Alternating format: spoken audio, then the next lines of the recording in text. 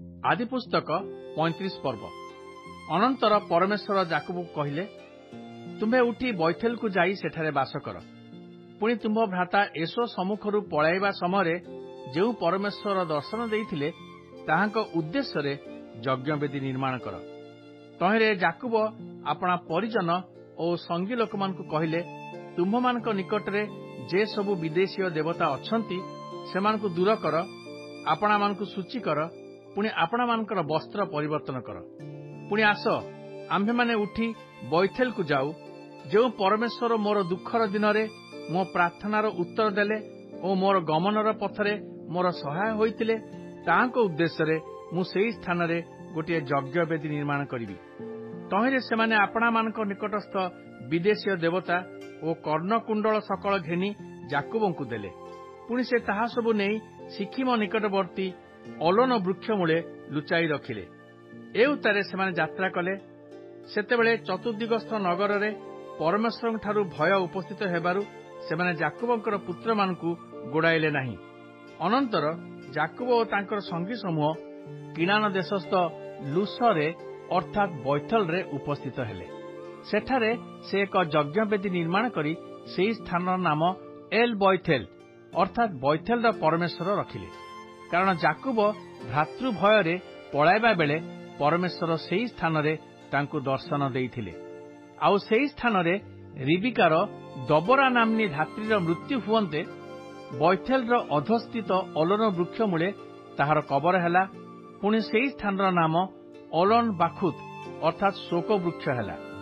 अनंतर जाकुब पदान अराम ठारू बाहुड़ी आसन्ते परमेश्वर पुनर्बार दर्शन देई तांकु आशीर्वाद कले।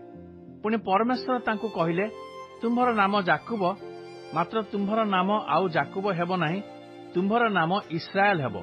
आउ से तांकर नाम इस्राएल रखिले। परमेश्वर तांकु आहुरी कहिले, आम्भे सर्वशक्तिमान परमेश्वर, तुम्भे प्रजावंत ओ बहुवंश हुओ, तुम्भठारू एक गोष्ठी बरं गोष्ठी समाज उत्पन्न हेबे। पुणी तुम्भ कटी देशरू राजगण जात हेबे। पुणी आम्भे अब्राहम और इसाहाक को जो देश दान करिअछु सेही देश तुम्भकु और तुम्भ भविष्यत वंश को देवा। सेही स्थान रे तांको सहित एरूप कथाबार्ता करी परमेश्वर तांको निकटरू ऊर्ध्व गमन कले। तहिरे जाकुब सेही कथोपकथनर स्थान रे एक स्तंभ अर्थात प्रस्तर स्तंभ स्थापन करी तहे उपरे पानीय नैवेद्य उत्सर्ग कले और तैल ढालिले। पुणी जाकुब परमेश्वर सहित कथोपकथन स्थान नाम बैथेल रखिले। अनंतर सेमाने बैथेल ठारू प्रस्थान कले। मात्र इफ्राथारे उपस्थित हेबा पई अल्प पथ थाउ थाउ राहेलर प्रसव वेदना हैला। पुणी ताहार प्रसव करिबारे अतिशय कष्ट हैला। आ प्रसव व्यथा अतिशय हुअन्ते धात्री ताहाको कहिला, भय कर नाही, तुम्भे एथर ही पुत्र प्रसव करिवो। तथापि से मला। पुणी प्राणत्याग समय पुत्रर नाम बिनोनी अर्थात कष्टजात पुत्र रखिला। मात्र ताहार पिता ताहार नाम बिन्यामिन अर्थात दक्षिणहस्त पुत्र रखिले। एही प्रकारे राहेलर मृत्यु हुअन्ते इफ्राथा अर्थात बैथेल हेमको जीवा पथ निकटरे ताहार कबर हैला। अनंतर जाकुब सेही कबर उपरे एक स्तंभ स्थापन कले। राहेल कबरस्थ सेही स्तंभ अद्यापि अछि। अनंतर इस्राएल सेठारू प्रस्थान करी एदरगढ़ पार होई तहि निकटरे तंबू स्थापन कले। सेही देशरे इस्राएल बास करिबा बेले रुबेन जाई आपणार पितार बिलहा नामनी उपपत्नी संगरे शयन कला। पुणी इस्राएल ताहा शुणिले। जाकुबंकर 12 पुत्र थिले। सेमानंक मध्यरे रुबेन जाकुबंकर ज्येष्ठ पुत्र। से पुणी सिमियोन ओ लेबी ओ जिहुदा ओ इसाखर ओ सबुलुन एमाने लेयार संतान। पुणी जोसेफ ओ बिन्यामिन राहेलर संतान। पुणी दान ओ नप्ताली राहेलर दासी बिल्हार संतान। आउ गाद ओ आसेर लेयार दासी शिल्पार संतान।